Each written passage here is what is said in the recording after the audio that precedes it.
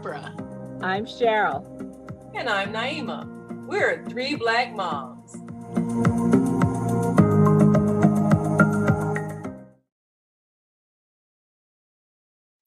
Happy Valentine's Day. We have embraced this myth. We have gone above and beyond. Black women are going to save the world. Trust Black women. Believe Black women.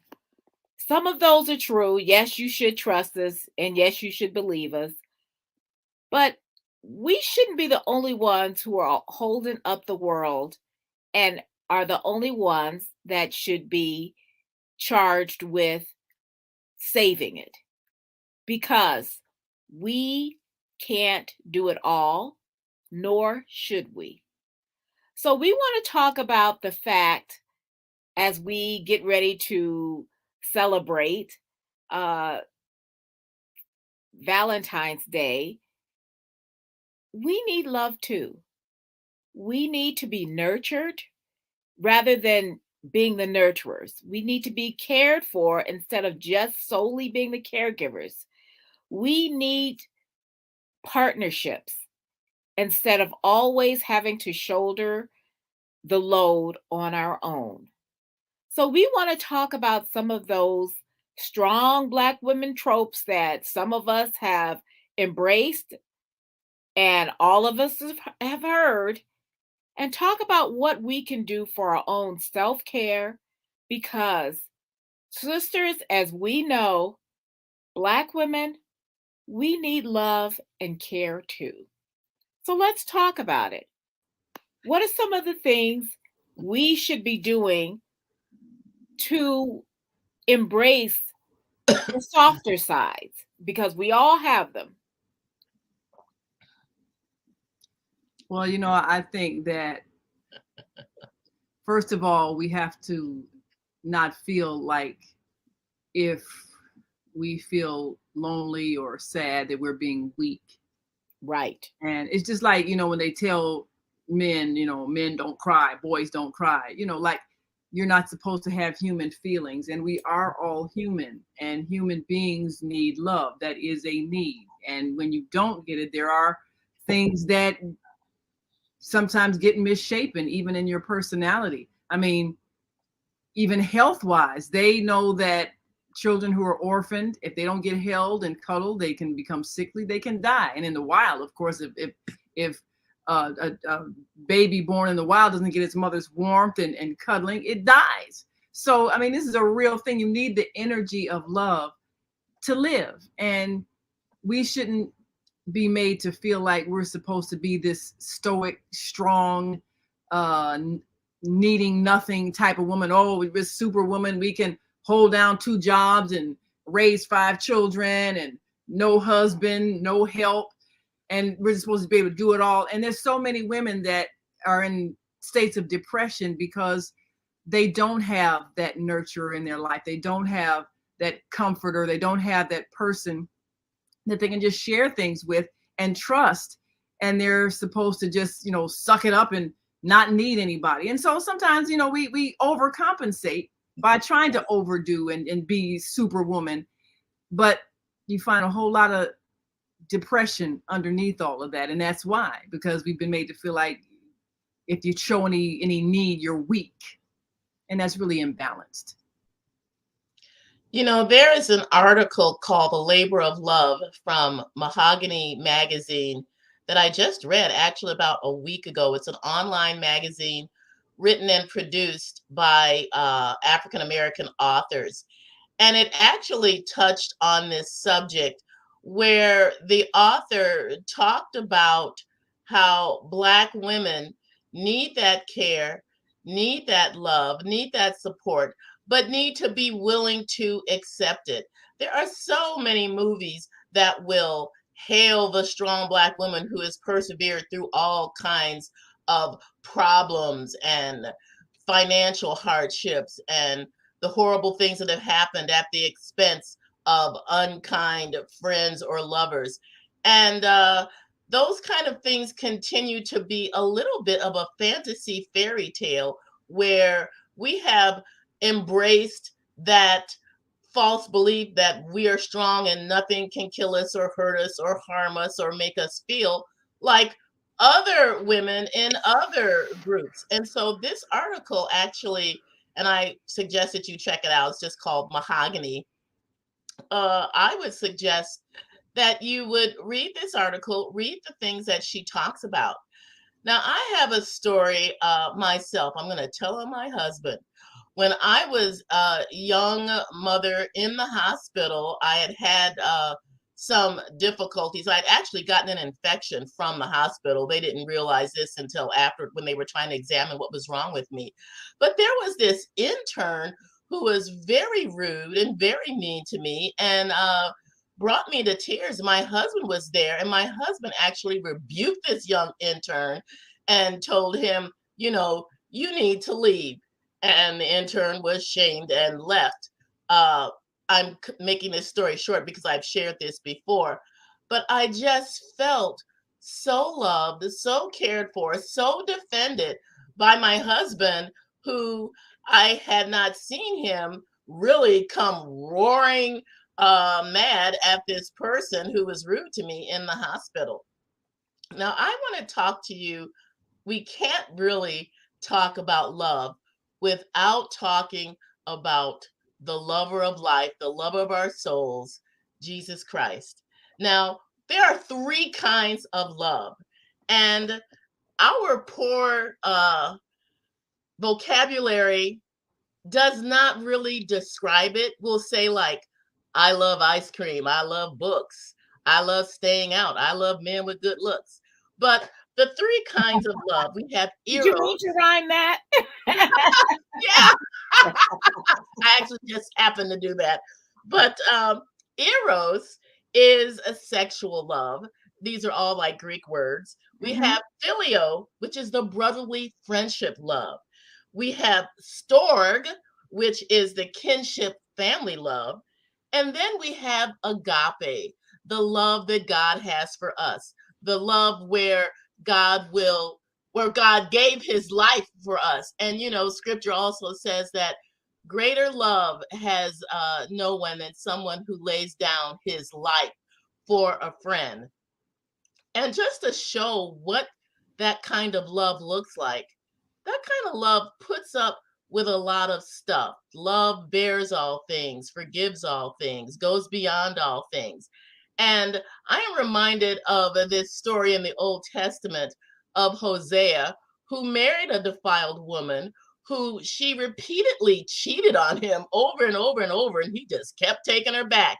And in the end, he had to pay for her because she had gotten sold into slavery during her runnings around with wild men. And he paid an exorbitant price for her and took her back and even raised her kids. It isn't even known if all the kids that she had were by him. I think that we could learn a lot from the kind of love that was given and displayed in this story, this historical story of Hosea, who kept taking her back. Do you know someone who will take you back if you've done them wrong? And Black women have been done wrong a lot. And I feel that to be able to accept the kindness, and I'm thinking of that crazy movie a long time ago, I think it was Streetcar Named Desire, where the woman said, I've always depended on the kindness of strangers. You know, that's kind of weird. But I think that in order to embrace your whole self and really care about your whole self, you need to be willing to be honest about the vulnerabilities that we really have. Yes, we're strong, and yes, we'll persevere, and yes, women will go to bat for their kids to the last drop of blood. But I'm telling you, we need to be able to be seen as women that want to be loved and need to be cared for. Well, let me throw this out there. Since you mentioned a few Bible verses, I'm looking at a trend that I've seen among a lot of women, and you know, I understand dedication to spirituality.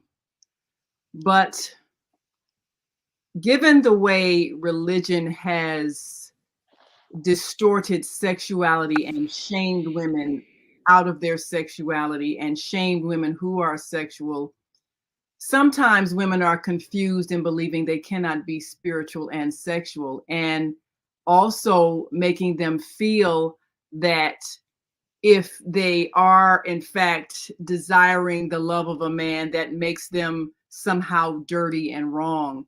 And I think that kind of distorted religious teaching has really crippled us in many ways of being able to form healthy relationships. Yeah. Now, I've seen women, go all overboard with the church activities and everything, to the point where they will neglect a husband. And if he says, well, look, I need some attention, that's the devil talking. And they're not realizing, to build a relationship, you need to spend time together. But their thought is, well, I'm doing this service. And I've seen women take that to the extreme.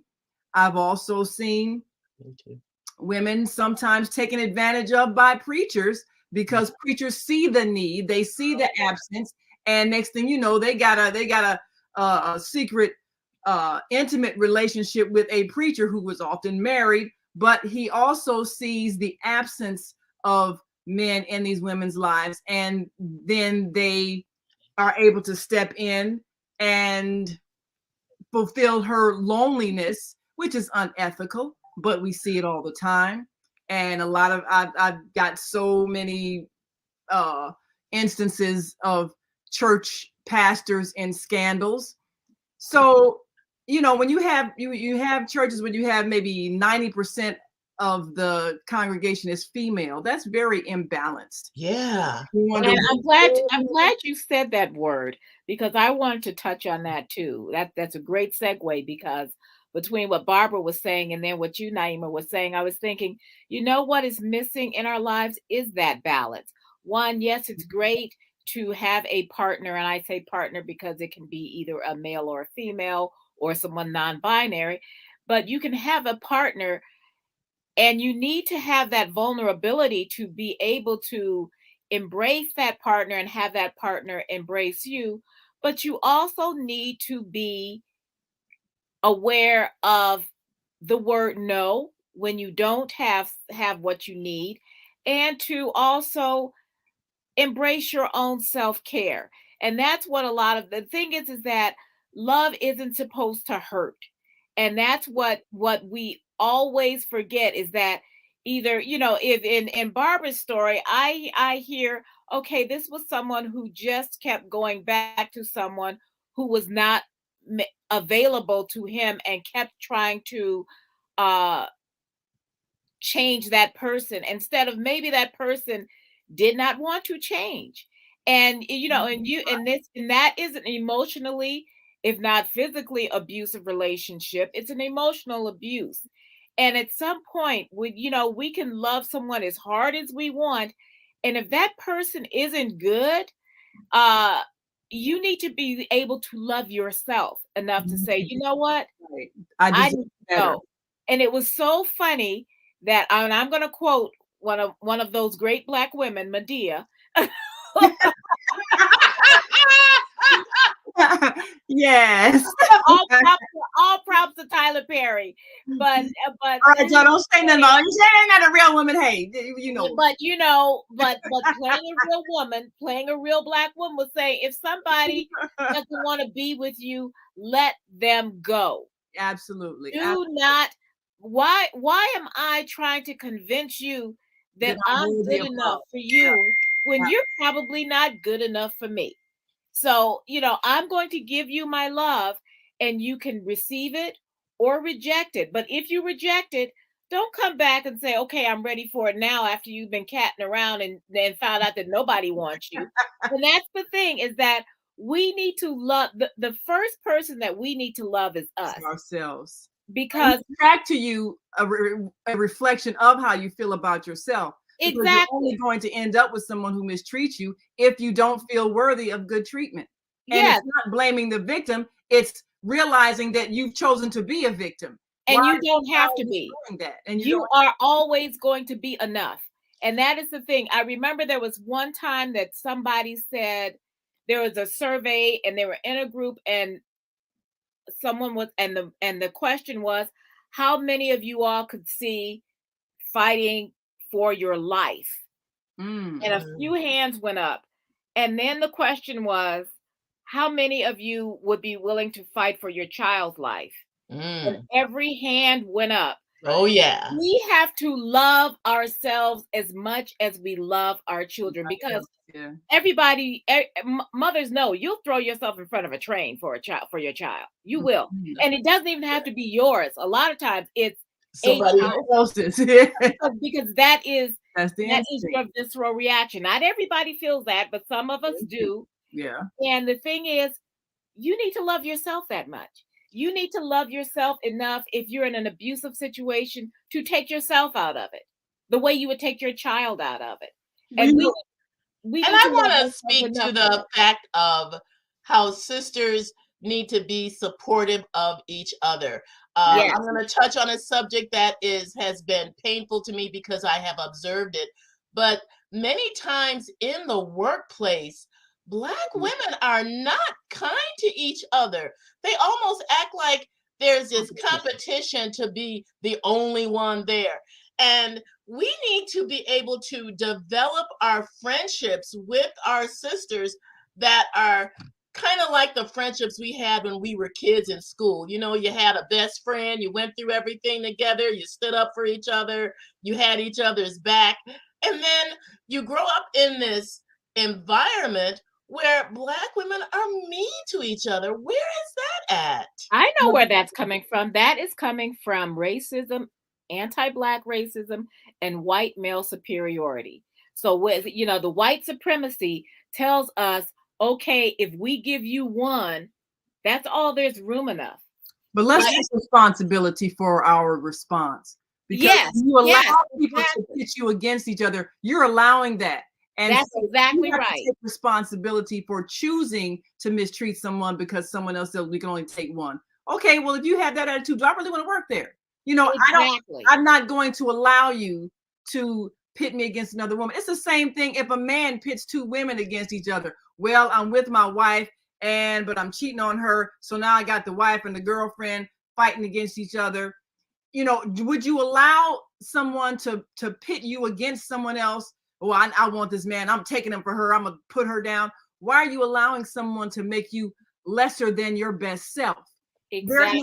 There's no need. And we as women have been taught that we have to compete for love. So that's where that jealousy comes in. You don't have to compete for love. Love comes to you when it's yours, when it's meant for you. And if somebody's trying to make you compete, then it's not love. It's their ego trying to make you feel like you got to work to be good enough. So all of those mind games, women have to take responsibility for allowing themselves to be played like that. We have to develop sisterhood because we love ourselves enough That's exactly right. Want to be our best self and to know that we will attract to us someone who appreciates who we are. You don't have to fight some other woman for a man. You don't have to fight some other woman for a job. You don't have to fight some other woman for anything. Just be your best self and appreciate yourself. Like you said, love yourself. No one is your rival. No one is your enemy. Love yourself. And that's what we gotta love. That's what we gotta learn. Exactly right. That's exactly right. It's so funny when you say that, Barbara, about Black women being mean to each other, because when I recently, and I'm talking about a few months ago in the summer, I went to it was kind of a memorial for one of our Black women who had died, and she had from the Globe. And there were so many when we had started, and this particular woman, her name was Glenda, used to get together all the Black women in the newsroom, and we used to go out to lunch. And she would organize this stuff, and Glenda was a Chicago girl. I love her forever. Her name was Glenda Buell, and she worked in the editorial. And we had gone to a memorial for her, and we looked around at all of these women. And not all of them had even shown up. And we started counting out all of these Black women who had worked at the Boston Globe at the same time. And the sisterhood that kind of came out of that, we just said, we didn't even realize, because there was, as big as the Globe were, there was like maybe 19, 18, 19 of us. So it didn't seem like it was that much or that many. But I remember thinking, you know what? We really had something going there. There were so many of us, and Glenda had taken it on herself to invite, people, the ones who could come to like go to lunch and kind of get to know each other. And it was really nice. And it's funny because one of those women, and I wasn't that close to her, but we knew each other. And she invited me to her wedding. At her wedding, this man that I had had a crush on for 7 years showed up. And that man has now been my husband for going on 26 years. So, you never know where that sisterhood is going to lead you. And he had come to the wedding because he had been a friend of hers. And when he showed up by himself, I thought, oh, good. So, but the thing is that we need to embrace our sisterhood. I always said, I used to joke, I just say, you get any 2 or 3 Black women in a room, and we can always bond just over our hair tails, because we all got them. Oh, yeah. We all got the hair stories. And the thing is that, but we're more than that. We have such a kinship that we need to take the time when we are together. If it's 2 or more of us, just like they say, there is love from the wedding song. When there's 2 or more of us in the Black women in the room, we need to find that sisterhood. So you can say, yeah, I'm having troubles, or this is going on, and you have someone you can bond with. And maybe you all won't be close friends. Maybe you all just don't mesh. Maybe, and that I met plenty of women who was like, okay, they're not necessarily my cup of tea, but we can still be cordial and we can still be sisters, because we need each other, and we need to hold each other up and lift each other up and embrace each other and be there for each other. And then when we learn to love ourselves and to love each other as Black women, we can exhale. We have stopped waiting to exhale. We can finally exhale, because we are no longer holding our breath, holding our tension, holding our worries, holding our anxieties, holding in our depression, waiting for someone to say something, waiting for that first flinch. That, because when you're with other people, there are other people who are not people of color, and you're always waiting for that first Black comment so you can get it over with, because it's coming. Well, I think what we have to develop the peace of mind where nothing anyone says can make us flinch, because there's nothing you can say or do to me that will change the reality of who I am. So I need to not. But they always have to acknowledge. That's the thing. They always have to acknowledge that you're Black. Like, you don't know it. That's on them. That's on them. And that's on them. And so that you get to the point where you can say, okay, this is coming, and then you can call them out on it. I think, I don't know if, I guess I depend on what circles, because there's some circles I'm around where I might be the only Black person in, but happens to me all the time. I think, I think as we get comfortable with who we are, and it no longer matters whether other people are comfortable, it no longer matters if other people are racist or if other people profile us. I mean, we can learn to be at peace, like you say, love yourself, and nobody else's opinion matters. And about myself, no matter what you say, if I love myself, I don't care who you are, I don't care what kind of position you have, I don't care how important you are, how much money, position, power, nothing. You can't change the reality of who I am, no matter what you say or do. And it's that kind of security comes with maturity, that kind of security and self-preservation of yourself, that self-care of yourself. And I would like to reach out and speak to women maybe who have been single or widowed, or divorced. We don't want to forget those sisters either. For some Right. people, Valentine's Day is not a wonderful day. And I would like to Make also them bring up remember the that they're fact alone. Yeah. that February 15th, the day after Valentine's Day, is a Singles Appreciation Day, Really? where people Okay. who are Okay. single can be Okay. celebrated. Okay, I got to jump in here because I got to say this because my therapist this week she even mentioned this, and so she said also candy at CVS is half off.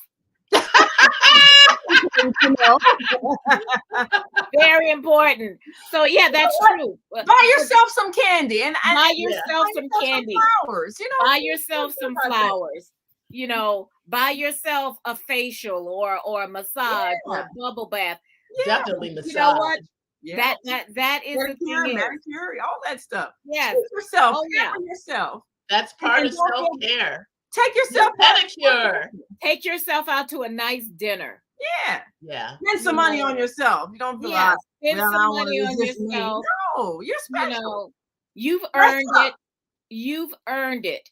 Yes. You know, and like I was going to say, when we talk about people, you know, saying stuff to us, it is no longer your job to make other people comfortable with your Blackness. Absolutely. That is on them. So we are proud, beautiful Black women, you know, and we need love too. But the first love we're going to get is love of ourselves. Yes. And then the more you give to yourself, the more you have to give out to other people. Right. You know, I was in a seminar today. It was one of those self-empowerment seminars. And the guy who was giving it, he was really making some good points about how we have all this negative self-talk and we keep repeating it. And if you've grown up in an environment where maybe your parents or siblings or even classmates called you ugly or any other kind of thing, or stupid or anything, or you know, if you were large, they talked about your weight, whatever it is, that if it happened in your life and it made you feel bad about yourself, you have to make a conscious effort to undo that programming, because you subconsciously say things to yourself. Oh, I look terrible. Oh, my behind's so big. Oh, you know, you can say those things and you don't realize that you're cutting yourself down internally. And the vibration that creates, because thoughts are vibrations, words are vibrations. When you think low about yourself, the vibration you put out attracts to you someone who will think low of you as well and will treat you as if you are not worthy. So we have to really consciously do positive self-talk. Look in the mirror. I think they said Mary McLeod Bethune would look in the mirror every day and say, Black is beautiful. Because you got to reprogram yourself. If you've heard all those negative things growing up, it's still in you and you're still saying it even though you don't realize it. So you got to unsay it. You got to say those positive things. I'm beautiful. I'm beautiful. Oh, my hair is wonderful. Oh, I'm fine. Oh, I'm just so fine. Oh, I love me. You have to do that because we can't So say I am the great book that tells you to how to even speak to yourself positively. You are worth the work by Junie Felix. And whatever is pure, whatever is lovely, whatever is of good report, think on these things. You know, I saw this movie that was based on a true story of one of the first African-American pilots. And there's this scene in the beginning, you hear this man saying all this horrible, bad stuff about Black people. And then you move back from the camera and it's the man talking to himself, saying all this negative stuff. And he said, I have to do this because these are the things that have been said to me. And if I say them first, you know, I can dispense the power that it has over me. I don't know if that was really true. I found his negative self-talk to be painfully destructive. And so we need to get out of that mode of saying bad things about ourselves, repeating bad things. You know, you are a creation of God who made you in his image. Yes, you are worth the work to go through the things that cause trauma in your life, to get away from those negative things that impacted you, the things that were bad that happened to you. That's not your fault, you know, and you can rise above that. I think that having a good grasp of knowing who you are, who you were created to be, Who loves you? God loves you and gave himself for you so that you could have that abundant life now, not later on, in heaven or whatever, but right now you can live that kind of life that is worthy of you to have, whatever your circumstances are. Well, let's remember that always. Yep, time for us to go. So that we may live that abundant life of love. We thank you all for watching. I believe we had a comment, someone who has some issues with what is happening in Nigeria with women. Yeah. And we understand that all over the world, women need to learn to love themselves. And that's when we know that we are expressing what we deserve. Thank you so much. Join us again tomorrow. Well, no, not tomorrow. Next week. You're already gonna be here tomorrow if you're coming to the house. So Negus Afra. We gotta go. Well, we thank you. We thank you. Happy Valentine's Day. Happy Valentine's Day. And remember, no one can take advantage of you without your consent.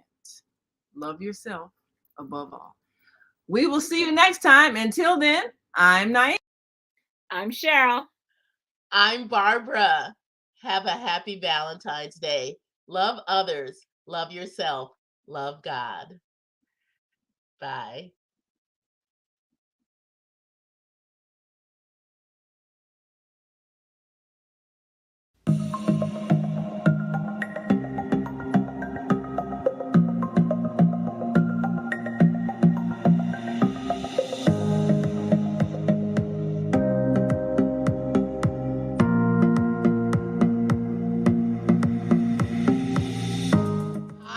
I'm Barbara. I'm Cheryl. And I'm Naima. We're 3 Black Moms.